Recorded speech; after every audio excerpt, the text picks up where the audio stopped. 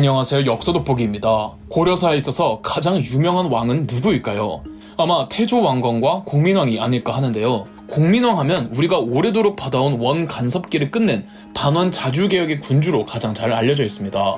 하지만 공민왕은 그 외에도 더 다양하고 더 입체적이고 더 드라마틱한 재위기간을 보낸 군주였습니다. 공민왕 전격 분석해보도록 하겠습니다. 공민왕의 본명은 왕기, 훗날 왕으로 등극하고는 이름을 왕전으로 바꾸었습니다. 몽골 이름은 바얀테무르죠. 공민왕은 고려 27대 왕 충수광과 명덕태 후의 아들로 막장으로 유명한 28대 왕 충혜왕의 이복 동생이죠. 원 간섭기 때는 고려 왕자들이 원나라로 가서 볼모 생활을 해야만 했습니다. 공민왕도 왕자 시절 당시 자기는 강릉대군이었는데 마찬가지로 원나라에서 볼모 생활을 했죠. 이복형이었던 충희왕이 온갖 나쁜 짓으로 폐위당하자 그의 아들 충모광이 29대 왕으로 즉위하였으나 매우 어린 나이에 그리고 재위기간이 얼마 못 가 사망해버렸고 그 다음 30대 왕이었던 충정왕도 굉장히 어린 나이에 왕으로 등극했습니다. 고려 조정을 장악하고 있던 권문세족은 원나라 조정에 고려의 나이 어린 왕이 연달아 등극하여 고려가 혼란스러우니 사정을 봐달라고 부탁하였고 원나라 조정과 황실의 실세였던 고려인 기황후는 충정왕후를 폐위하고 원나라에 있던 강릉대군을 왕으로 옹립하기로 합니다.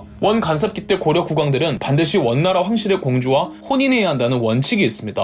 강릉대군 역시 원나라 황실의 몽고려인 노국대장 공주와 혼인 후 고려로 들어와 1351년 31대 왕으로 등극하니 바로 공민왕이었죠. 공민왕은 즉위와 동시에 국지불국 일국갱시, 즉 작금의 나라는 나라라고 할 수 없으니 고려를 새롭게 다시 시작하겠다고 선언했습니다. 공민왕은 몽골시 복장인 호복과 변발을 금지하였습니다. 왕자 시절 오랫동안 원나라 생활을 하던 공민왕은 원나라 쇠퇴의 조짐을 확신하고 있었고 조금만 더 기다리면 원나라가 더 급격하게 무너질 것으로 보고 있었는데 그 결정적인 기점이 원나라에서 일어났던 장사성의 난이었습니다. 1354년 원나라에서는 몽골 정부에 대항해 한족 군벌이었던 장사성이 반란을 일으켰습니다. 원나라는 장사성의 난을 진압하기 위한 지원병을 공민왕에게 요청하였죠. 이때 공민왕은 최영 장군과 군사 2천을 보냈습니다. 최영은 원나라 군대와 함께 군사작전을 하며 원나라 군기가 매우 흐트러져 있으며 정치권의 개입으로 원나라가 정치적으로 또 사회적으로 국가 기능을 하지 못하는 지경까지 왔음을 눈으로 확인합니다. 이후 귀국한 최영은 보고 듣고 느낀 바를 공민왕에게 아뢰었고 더 이상 원나라가 막강한 힘을 발휘하며 고려의 부원배를 지켜주지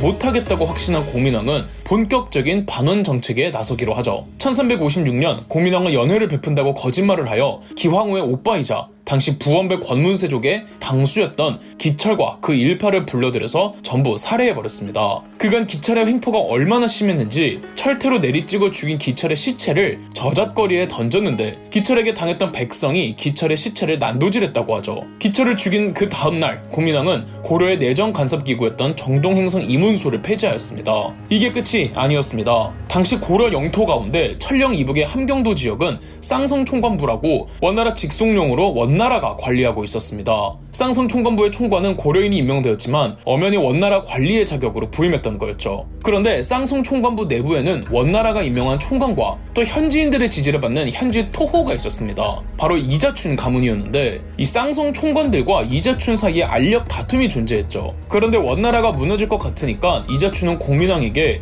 쌍성총관부를 공격하면 내부에서 호응해주겠다고 했고 그렇게 공민왕은 이인임에게 군대를 주어 쌍성총관부 공격에 나서게 하자 이자춘의 내부 도움으로 쌍성총관부를 탈환하여 원나라에 빼앗겼던 영토도 수복하였습니다. 공민왕은 이자춘을 동북면 병마서로 임명하여 계속 그 지역을 관리하도록 해주었고 이자춘의 아들 이성계는 고려 무장의 길을 걷죠. 이처럼 공민왕이 반원개혁에 나서도 기황후의 일족을 죽여도 원나라는 부들대기만 할 뿐 무슨 조치를 취하지 못했습니다. 원나라 전역에서 터진 홍건적의 난 때문이었죠. 다만 홍건적의 난으로는 우리 고려도 피해를 많이 봤습니다. 고려가 원나라와 우방국이라고 여기는 홍건적 일부가 1359년과 1361년 두 차례에 걸쳐 고려를 침공했습니다. 원나라와 싸움에서 패배한 홍건적이 고려에서 보급을 충당할 목적도 있었을 것으로 해석합니다. 두 차례 침공 중 2차 침입은 수도 개경을 빼앗기고 공민왕이 안동까지 피난을 갈 정도로 매우 위험했습니다. 공민왕은 고려 최고의 명장들을 불러 모아 무려 20만 군을 동원해 개경 탈환에 나서게 했습니다. 이때 특히 이성계의 기병대가 맹활약을 하며 개경 탈환에 성공하죠. 개경을 탈환했지만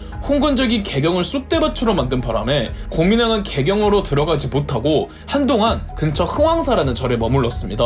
이때 공민왕의 측근 가운데 공을 탐낸 김용이 고려 명장들을 이간질하여 개경 탈환에서 활약한 고려 명장들이 전원 사망하는 사건이 발생합니다. 그나마 살아남은 최영만이 김용의 난을 진압하였는데 김용의 난으로 고려 최고위 명장들이 전부 사망하면서 이후 최영은 아주 바쁘게 전장을 돌아다닐 수밖에 없었고, 또 최영이 고려 군부 내에선 독보적인 존재로 자리매김하죠. 1362년 지금의 중국 심양시에서 원나라의 비호 아래 독재적인 세력을 거느리던 군벌 나하추가 공민왕의 쌍성 총관부 탈환한 후 도망와 있었던 조소생을 비롯한 옛 쌍성 총관부 병력과 연합해서 쌍성 총관부를 부활시키겠다며 함경도로 쳐들어왔지만 이성계가 막아냈고요. 1364년 홍건적의 세력이 잠시 주춤할 때 기황후가 오빠 복수하겠다며 공민왕을 폐위하고 고려 왕족 덕흥군을 새로운 왕으로 옹립하기 위해 덕흥군에게 1만의 병력을 주고 고려를 침공하게 했으나 최영과 이성계가 막아냈습니다. 덕흥군의 군대를 물리치자마자 요동의 원나라 군벌 박배계가 쳐들어오는데 최영이 다시 막아내죠. 문익점이 목허씨를 가져온 시점도 이때입니다. 원래 문익점은 덕흥군 파하였는데 덕흥군이 전투에서 패배하자 줄을 잘못 선 문익점은 그나마 목숨만 부지한 채 파직되어 낙향하였는데 원나라에서 가져온 목허씨로 낙향 후 고향에서 재배하기 시작하면서 이 목화 재배가 시작하였던 거죠. 또 공민왕은 국립교육기관이었던 성균관을 강화하며 성리학을 진행하였고, 유명한 대학자였던 목은 이색을 성균관의 총장, 성균관 대사성에 임명하여 숱한 제자들을 배출하게 했는데, 목은 이색의 이 제자들을 신진사대부라고 합니다. 신진사대부는 정통 성리학에 따라 권문세조는 물론 권문세조가 붙어먹은 타락한 이 불교계를 비판하였죠. 이처럼 공민왕은 성공적으로 개혁을 단행했고, 또 그 과정이 매우 험난했지만 그에겐 그를 지지해주는 사랑하는 이가 있었으니 바로 노국대장공주였습니다.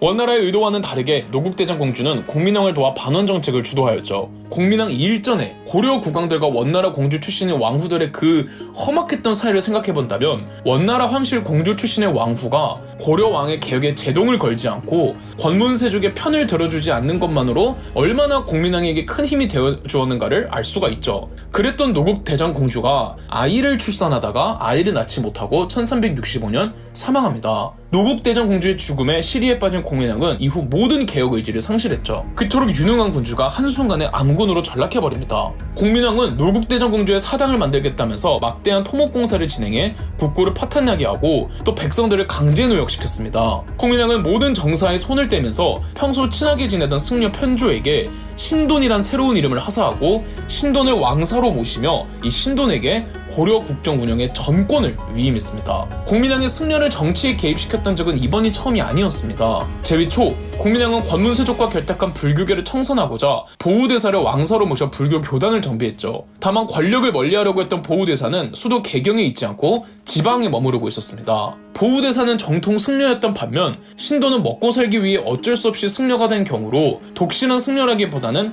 각종 세속적인 야욕에 물들어 있었습니다. 신도는 권력을 잡자 보우대사부터 가두어버리고 최영 장군을 비롯한 영향력이 강한 군부의 수장들을 좌천시켰죠. 1366년 신도는 전민변정도감을 설치해 그간 원나라와 결탁한 권문세족의 재산을 철저히 조사하여 부당하게 축적한 재산과 토지를 압수하고 억울하게 노비가 된 백성을 양민으로 해방하는 업무를 진행했습니다. 취지 자체는 좋아 보이지만 신도는 권문세족뿐 아니라 기득권 전체를 향해 칼부림을 해댔고, 또 그렇게 압수한 재산을 전부 자기 소유로 빼돌리는 이 정말 비리로 가득한 개혁이었습니다. 신도는 개혁의 동반자로 신진사대부를 내세웠지만 정작 신진사대부들은 신돈을 싫어했죠. 그간 신돈의 횡포를 방관하던 공민왕은 1371년 신돈을 처형했습니다. 그렇다고 신돈을 죽이고 공민왕이 대신 개혁을 이어받았느냐 하면 그것도 아니었습니다. 공민왕은 신돈을 죽이기만 하고 사퇴 수습은 하지 않았죠. 일반적으로는 노국대장공주 사후 공민왕이 모든 정치의 일선에서 물러났다고 알려져 있지만 실제로는 또 꼭 그렇지만도 않아서 이 공민왕의 재위 후반기는 의문투성입니다. 신돈이 한창 패약질을 하고 있을 때 공민왕은 1370년 이인임 이성계에게 요동 정벌을 맡겨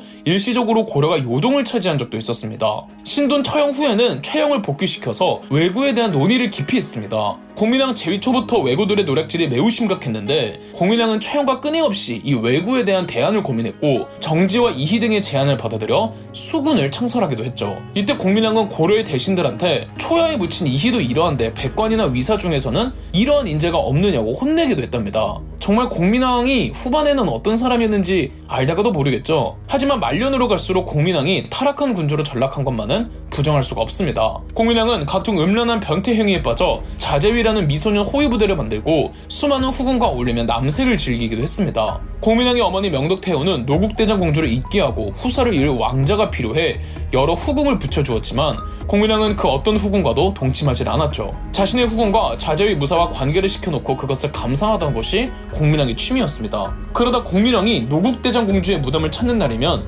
공민왕은 밤새도록 울부짖거나 정신이 나간 사람처럼 배회했다고 합니다. 그러다 결국 사단이 터집니다. 1374년 제주도에서 말을 서역하던 원나라 잔존 세력들이었던 모코들이 모코의 난을 일으켜 최영에게 진압하러 보냈는데 그 사이에 일이 일어나고야만이 자제위 무사였던 홍륜이 공민왕 후궁을 임신시킨 겁니다. 공민왕은 익비 한씨 뱃속에 있는 아이가 홍륜의 아이임을 숨기기 위해 환관 최만생에게 홍륜을 죽이라고 지시합니다. 그런데 이때 공민왕이 대체 무슨 의도로 이런 말을 했는지 모르겠는데 환관 최만생에게 너도 이 계획을 알고 있으니 마땅히 죽음을 면치 못할 줄 알아라 라고 합니다. 극도의 공포를 느낀 최만생은 홍륜을 죽이지 않고 오히려 홍륜을 포함해 자제위 무사들과 함께 공민왕의 술에 취해 잠이 든 틈을 타 공민왕의 침소에 잠입해 공민왕을 난도질했습니다. 온 방이 피로 범벅이 되고 공민왕의 시신은 형체를 알아볼 수 없었죠. 시대의 분수령에서 새로운 시대를 열고자 했던 개혁의 군주 공민왕은 그렇게 비극적 결말로 끝이 났습니다.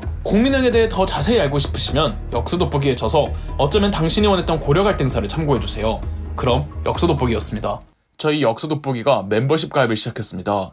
멤버십 가입을 해주신 분들 덕분에 영상 제작에 큰 도움이 되고 있습니다. 감사합니다. 영상 재미있으셨다면 구독과 좋아요, 알림 설정까지 해주시면 감사드리겠습니다.